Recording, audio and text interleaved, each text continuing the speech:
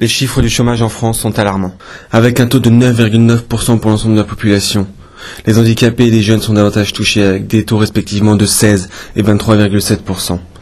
L'accès à l'emploi des jeunes et des personnes handicapées n'est pas équitable. Ils sont davantage touchés par ce fléau.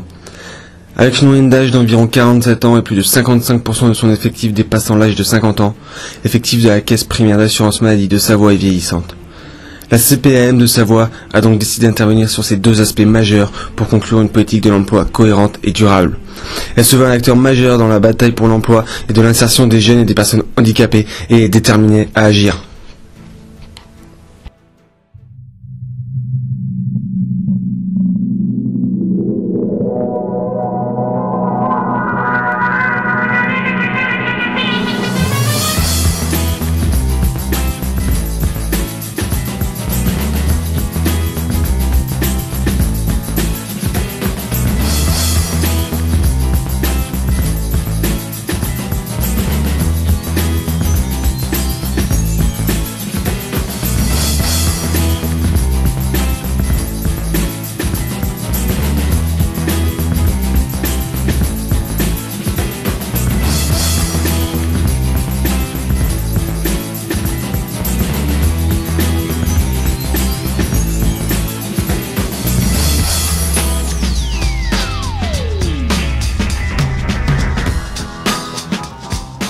Savoir comment est-ce qu'on peut contribuer à l'insertion des jeunes, des personnes handicapées, et puis finalement lutter contre le chômage au niveau d'une caisse primaire. Je vais vous le dire.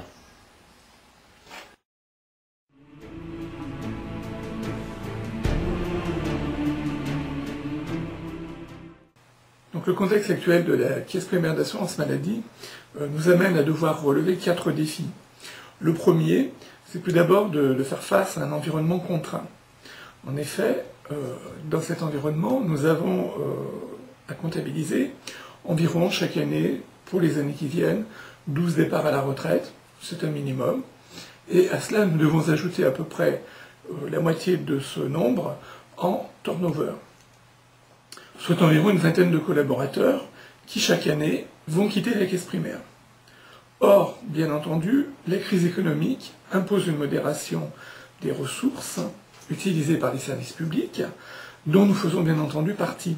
En conséquence, un départ sur 2 devrait logiquement ne pas être remplacé. Le deuxième défi auquel nous allons devoir faire face consiste en une difficulté à anticiper les recrutements. C'est le pendant de la rigueur budgétaire qui nous est nécessaire, mais conjugué également à une convention collective qui est contraignante et qui n'est peut-être plus très adaptée aux circonstances du monde d'aujourd'hui. Troisième défi, c'est celui de la pyramide des âges, puisque la caisse primaire dispose d'un effectif de personnel dont l'âge moyen est de 47 ans, un petit peu plus. Globalement, 50% du personnel a plus de 45 ans, ce qui entraîne un déséquilibre générationnel important et un risque de perte de compétences pour le futur que nous devons bien entendu anticiper.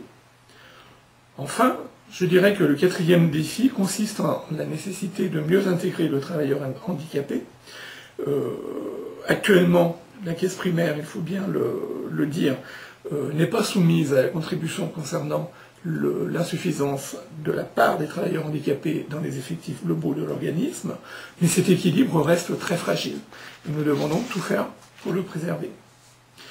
Alors face à ces 4 défis, nous avons fixé un certain nombre d'objectifs et ces objectifs prennent appui sur des leviers pour l'action.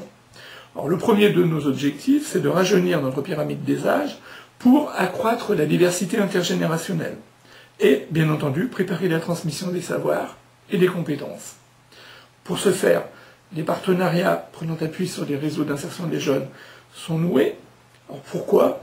Mais tout simplement parce que le chômage des jeunes est double de celui de la population générale. Il s'agit par ailleurs d'accentuer l'ancrage territorial de la caisse primaire de professionnalisation. Troisième élément, c'est qu'il s'agit d'une démarche partenariale qui nous permet un accès à un vivier de jeunes qui ont des compétences, qui parfois peinent à trouver un premier emploi et sont disponibles rapidement et surtout sont motivés.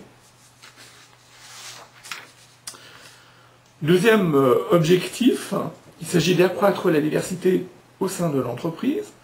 La caisse primaire, de par ses effectifs, se doit de refléter la diversité de la société qui nous entoure. Pour ce faire, des partenariats constitués permettront, nous l'espérons, d'atteindre cet objectif. En effet, nous avons noué différents types de partenariats avec des acteurs très divers. Tout d'abord avec Pôle emploi, pour le recrutement via la méthode des habiletés, autrement dit le recrutement par simulation, plus connu sous le nom de MRS.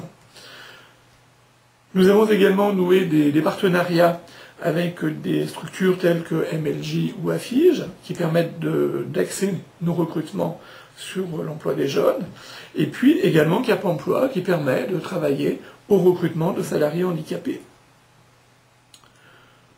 Troisième grand défi, il s'agit d'ouvrir la caisse primaire sur l'extérieur et de la rendre plus lisible par le monde économique qui nous entoure, et en particulier par le monde économique départemental.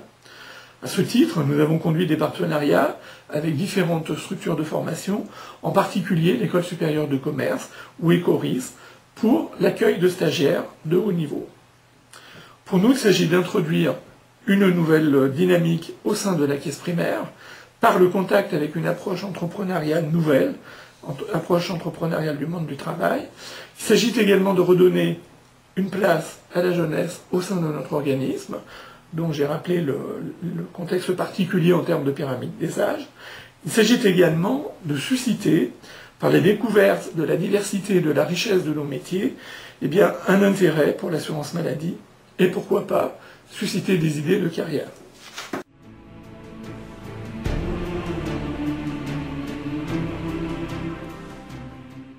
Alors, favoriser l'insertion des jeunes, des personnes handicapées, je dirais plus généralement de toutes les personnes qui peuvent rencontrer des difficultés pour accéder à l'emploi, ne se fait pas par hasard. Il nécessite une méthodologie et l'utilisation d'outils et de relations qui sont en mesure de pouvoir atteindre cet objectif d'insertion professionnelle. Alors, comment est-ce que la caisse primaire a procédé? Cette démarche a été initiée depuis fin 2009. Elle est entrée, on va dire, dans le concret depuis le début 2010. Et elle repose sur un maître mot qui est finalement le partenariat.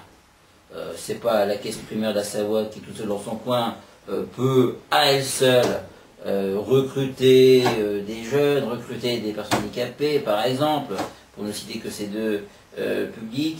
Elle doit le faire en s'appuyant sur l'expertise et sur la compétence d'un réseau de professionnels qui ont l'habitude de participer au monde de l'emploi, soit parce qu'il s'agit de structures de services publics dont la mission est de promouvoir l'emploi, je pense à Pôle emploi, je pense à la mission locale jeune, je pense à Cap emploi par rapport à leurs différents publics, et puis également sur l'école, sur les écoles d'enseignement supérieur qui forment des jeunes et pour lesquels je crois l'articulation entre l'entreprise et ses établissements est de nature à permettre de disposer de jeunes dont les compétences sont pleinement adaptées à nos besoins. Et donc, si je devais résumer les différentes modalités qui ont présidé à cette démarche, je pense qu'elle repose sur un partenariat, et un partenariat tout d'abord qui est matérialisé par des conventions qui unissent la Caisse primaire de la Savoie avec chaque structure compétente dans son domaine d'action, Pôle emploi, mission locale jeune par rapport à l'insertion bien sûr des jeunes, Cap emploi, sur la thématique de l'insertion professionnelle des personnes en situation de handicap, et puis les écoles, telles que l'École supérieure de commerce par exemple. Vous pourrez également citer des structures qui favorisent également l'emploi des jeunes telles que la FIGE. Et donc, cette idée de convention a pour objectif également de montrer vis-à-vis de nos partenaires et vis-à-vis du grand public, à la fois des intéressés, des gens qui sont peut-être de futurs embauchés, mais également au niveau de nos entreprises, le volontarisme de nos structures pour pouvoir avancer et contribuer à l'insertion de ces publics et, on va dire, apporter notre quote-part, ce que j'appellerais la bataille pour l'emploi. Alors ces conventions, une série de conventions bilatérales ont été conclues, et sont en passe encore d'être conclues entre la CEPAM et la MLJ, conclues tout récemment, entre la CEPAM et Cap emploi, entre la CEPAM et la FIGE, entre la CEPAM et l'ESC. D'autres conventions vont être conclues, notamment avec Pôle emploi, en s'articulant notamment sur l'utilisation de la méthode de recrutement par simulation. Conventions ont aussi un intérêt, permettent une certaine médiatisation, en s'appuyant notamment sur la presse locale, qu'elle soit écrite, radiophonique et télévisuelle. L'intérêt de cela, de cette médiatisation, est de montrer l'ancrage territorial de la caisse primaire comme acteur en faveur de l'emploi dans son bassin de population, dans sa circonscription. Et cette utilisation, on va dire, mesurée et adaptée des médias pour pouvoir, on va dire, appuyer ces démarches, est aussi un outil de valorisation de l'image de marque de notre organisme, et derrière notre organisme de l'assurance maladie et de la sécurité sociale.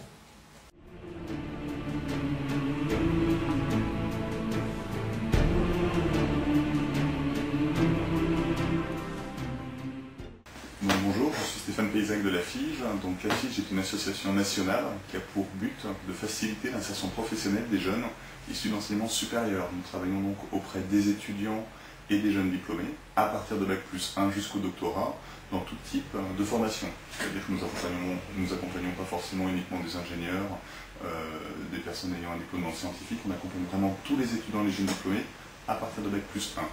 Nous sommes donc une structure nationale et implantée sur plus d'une cinquantaine de relais sur toute la France. Nous avons sur Rhône-Alpes une bonne implantation dans le sens où nous sommes sur quasiment tous les départements. Au niveau des Pays de Savoie, nous avons donc un relais à Chambéry, au 6-10 avenue Jean Jaurès, et à Annecy, au 10 rue de la Paix. Donc nous proposons différents services. Nous avons d'abord un service, on va dire, collectif, sachant que dans chaque relais, nous accueillons les jeunes pour les aider et pour leur proposer des modules de formation sur les techniques et les stratégies de recherche d'emploi. Comment organiser la recherche de son premier emploi, la valorisation des acquis, bien entendu des modules de formation sur le CV, la lettre de motivation, les entretiens.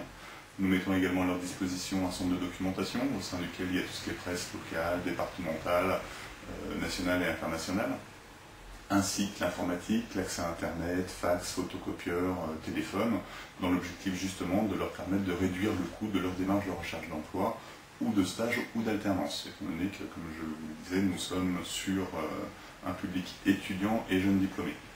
Nous avons également à disposition de nos publics un site internet au www.afige.org sur lequel on peut trouver des offres d'emploi, d'alternance et de stage, mais également plusieurs informations, encore une fois, pour répondre aux difficultés que notre public peut rencontrer dans sa démarche. Nous avons des onglets sur les sites utiles, sur la fonction publique, mais également sur le travail international. On a également un onglet e-recruteur où justement les entreprises avec lesquelles nous travaillons ont la possibilité de saisir leurs offres d'emploi et de les suivre. En plus de ces aspects, on va dire collectifs, nous proposons plusieurs accompagnements individuels pour faire face aux discriminations auxquelles les jeunes peuvent être exposés, soit par rapport à leurs origines, soit par rapport à leur lieu d'habitation, mais nous accompagnons également les jeunes en situation de handicap. On a également des actions à destination des jeunes bénéficiaires du RSA. Donc voilà de manière globale les services que nous proposons au niveau de la FIGE. Je souligne également que tous les services que nous avons pour notre public sont totalement gratuits, sachant que dans le cadre justement des relations avec les entreprises et avec les partenaires, nous collaborons depuis maintenant plusieurs années avec la CPAM de Chambéry pour justement faciliter l'accès aux postes qui sont proposés à la CPAM de Chambéry, que nous proposons donc à nos jeunes diplômés. Donc c'est vrai que ça fait plusieurs années maintenant que nous menons un partenariat au sein duquel en fait la CPAM participe à des événements recrutement que nous organisons. La CPAM nous transmet également des offres d'emploi, mais nous positionnons aussi des étudiants et des jeunes diplômés sur des stages ou des emplois proposés par cette structure. Dans le cadre du partenariat mené avec la CPAM de la Savoie, nous avons justement signé une convention de partenariat en 2010 pour justement officialiser le fonctionnement et le partenariat que nous avons sur la mise en relation entre les œuvres de la CPM de la Savoie et les étudiants et jeunes diplômés de la FIGE. Voilà, nous espérons bien entendu mener ce partenariat sur le long terme et proposer un grand nombre de solutions aux jeunes que nous suivons et faciliter le recrutement de la CPAM, justement, entre autres dans le cadre de la politique de diversité qui est menée dans la politique de recrutement de cette structure. Donc Cap Emploi est un réseau dédié à l'emploi des personnes en situation de handicap. Les personnes handicapées est le seul public à faire l'objet d'une obligation d'emploi, car pendant très longtemps ce public a fait l'objet de discrimination, parce que le chômage de ces personnes en situation de handicap est double, et aussi parce que la durée du chômage de ce public est triple par rapport à des demandeurs d'emploi dits valides. Donc c'est pourquoi la thématique de l'emploi des personnes handicapées s'inscrit pour les employeurs dans les politiques de développement durable. Bonjour, je m'appelle Claude Le Goff, je suis le directeur de la mission locale du bassin chambérien. La mission locale du bassin chambérien est un organisme qui s'occupe de l'insertion sociale et professionnelle des jeunes de 16 à 25 ans.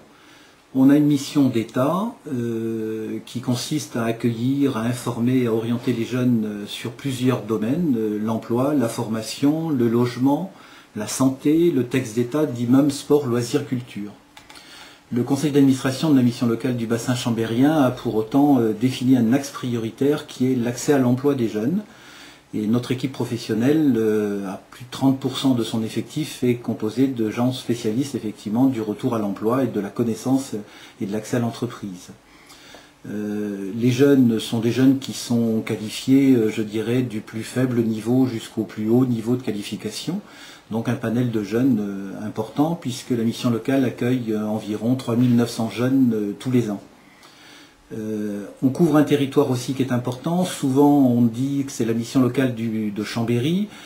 C'est un défaut, puisque la mission locale couvre un territoire de 117 communes au total, qui couvre donc l'avant-pays savoyard, la Combe de Savoie et cette grande agglomération chambérienne. Donc 117 communes, ça pèse à peu près 50% de la population du département de la Savoie. Sur l'emploi, peut-être deux mots. Donc là, c'est toutes les formules d'emploi, que ce soit à la fois les contrats aidés, bien sûr, qui sont mis en place par l'État, mais que ce soit aussi les CDI en direct, les CDD, les contrats de professionnalisation, les contrats d'apprentissage. Voilà, toutes les mesures qui peuvent effectivement, à un moment donné, conduire et aider les jeunes à aller à l'entreprise et pouvoir avoir et mener une vie, je dirais, autonome, en tout cas, par rapport à cet emploi.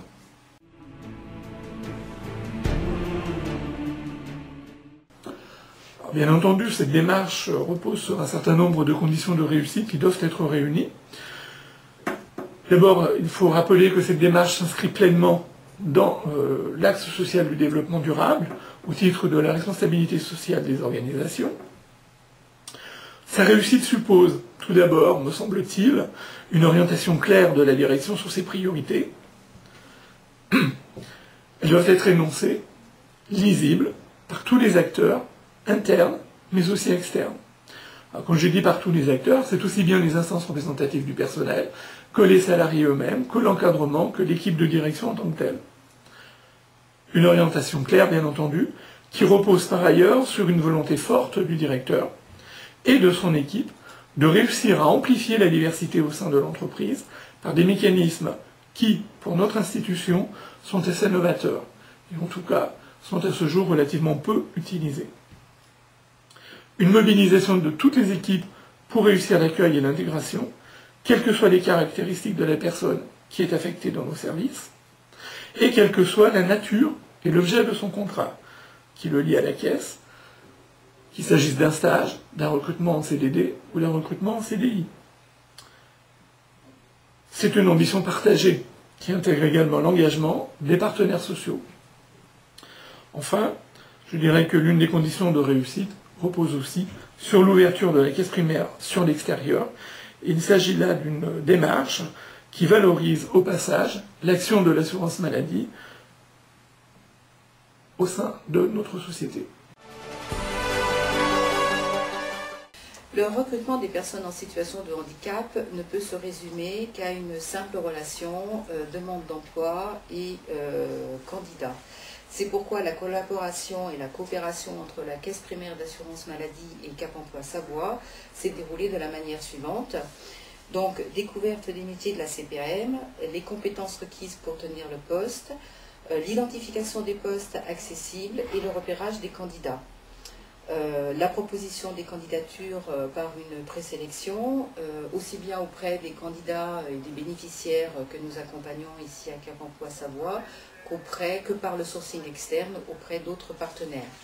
Et puis également accompagnement à l'intégration des futurs salariés, soit par le biais d'immersion en entreprise, soit par des aménagements de postes et adaptation de postes pour faciliter l'intégration.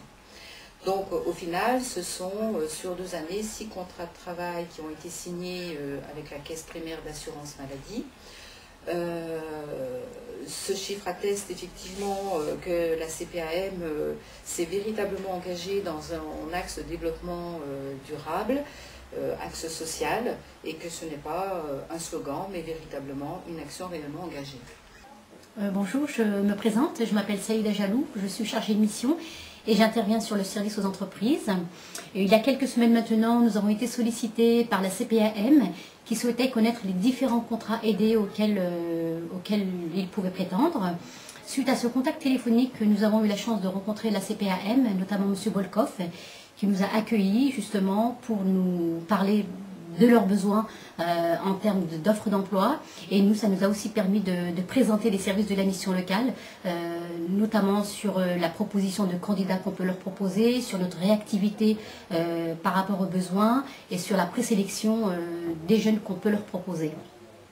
Suite à cet entretien, nous avons pu, il y a quelques semaines maintenant, pu signer une convention de partenariat puisque une jeune aujourd'hui est recrutée au sein de la CPAM sur un contrat aidé.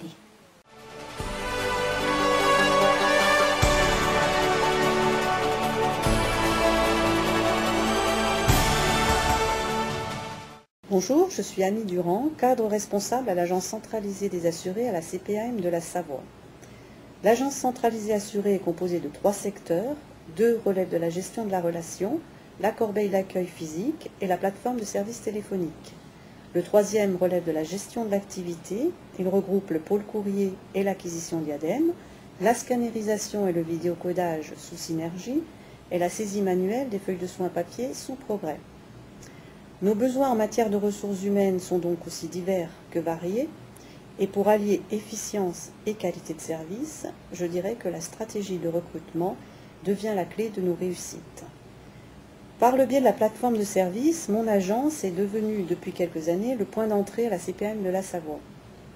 La collaboration incontournable et grandissante avec la direction des ressources humaines m'a permis et a permis à tous de mieux adapter nos embauches aux spécificités des tâches confiées, la bonne personne au bon poste. Les différents types de contrats d'embauche proposés intègrent un parcours de formation très complet et obligatoire. Ce parcours, agréé tant par l'employeur que par le candidat à l'embauche, se révèle déterminant dans l'orientation des agents sur des postes stratégiques tels qu'agents d'accueil ou téléconseillers. À titre d'exemple, 3 de mes agents ont été recrutés en contrat de professionnalisation au 4 août 2008.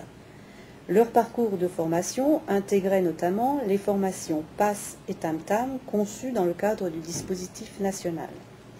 J'ai pu constater que la motivation et le dynamisme engendrés par la signature d'un contrat pro dans la perspective d'obtenir un CDI, allié à l'attrait d'un parcours de formation très complet, permet de maintenir un investissement continu de l'agent avec une prise de conscience de son potentiel, de ses capacités et de ses réelles aptitudes à occuper tel ou tel poste.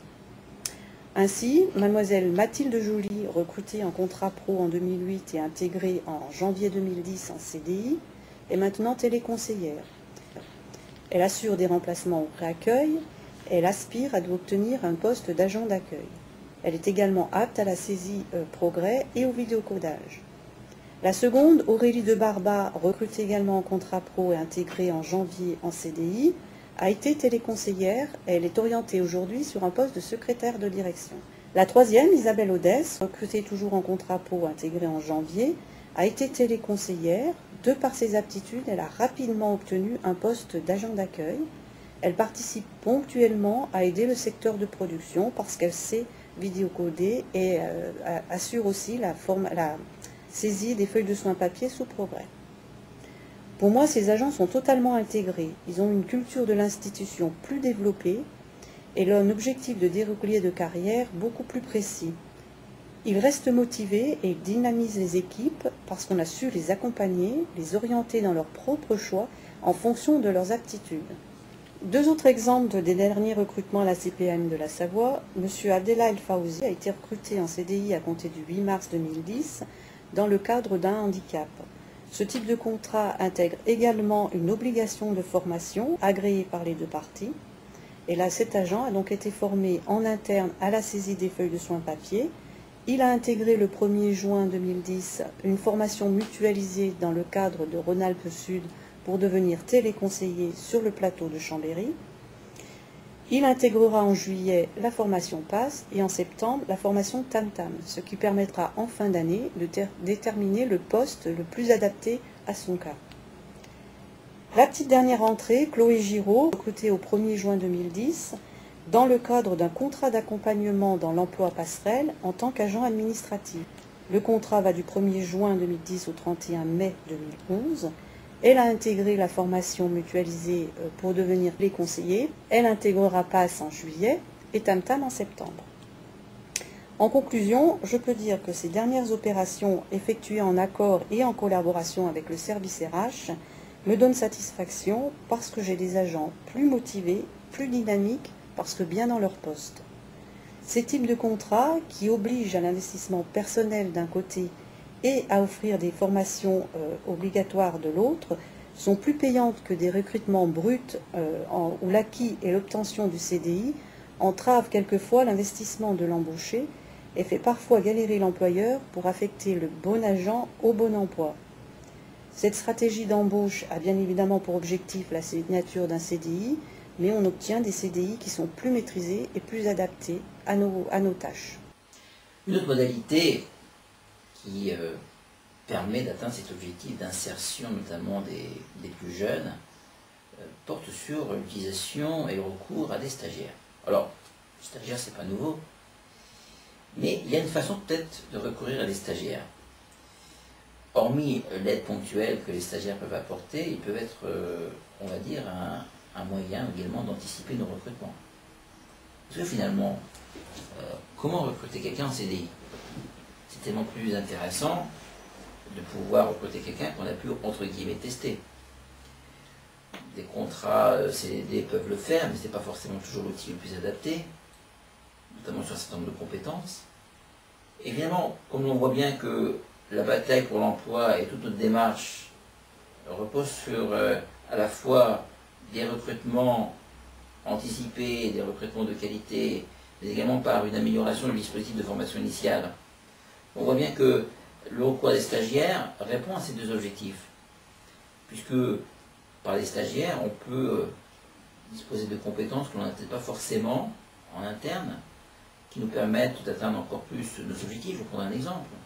Nous avons eu recours à des stagiaires dans l'école supérieure de commerce qui ont donc une formation en marketing, par exemple, et que nous avons pris pendant 4 mois, ce qui correspond à une durée déjà conséquente, pour nous aider à promouvoir les téléservices, tant pour les assurés que les employeurs ou les professionnels de santé. Les stagiaires apportent donc une aide notable. Mais en même temps, durant leur stage, ces stagiaires sont évalués, ils sont en situation de travail.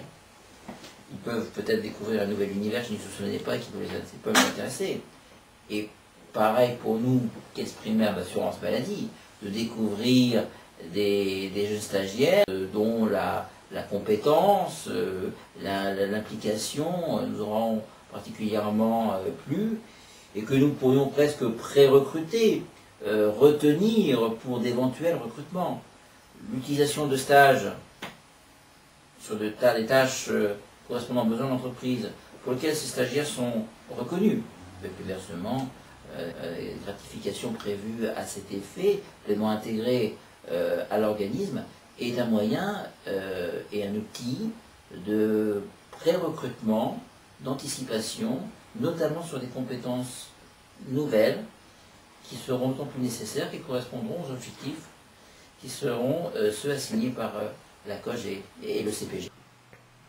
En guise de conclusion, je serais tenté de dire que je suis extrêmement fier de voir que l'ensemble de l'équipe de direction a su se mobiliser autour d'un projet qui, au départ, n'était peut-être pas forcément très mobilisateur, ou du moins n'apparaissait pas comme tel. Équipe qui s'est mobilisée pour essayer de faire en sorte que l'assurance maladie, la caisse primaire de la Savoie en l'occurrence, s'ouvre un petit peu davantage à l'extérieur, retrouve le rôle qui devrait être le sien en tant qu'acteur économique de premier plan au niveau du département, et qu'à travers cela, eh bien, nous apportions tous ensemble, et avec dynamisme et volonté, une nouvelle pierre à l'édifice de la recherche de diversité au sein de l'entreprise, également que nous soyons en capacité d'offrir pour des personnes qui aujourd'hui sont à la recherche d'emploi, alors même que l'on sait que, par exemple, l'emploi des jeunes est double de celui de la population générale, bien que nous soyons en capacité d'accueillir en notre sein de jeunes gens qui seront là pour améliorer la diversité culturelle au sein de l'entreprise et rajeunir sa culture, et des travailleurs handicapés qui, de par leur difficulté à s'insérer, pourront apporter là aussi un équilibre au sein de notre structure.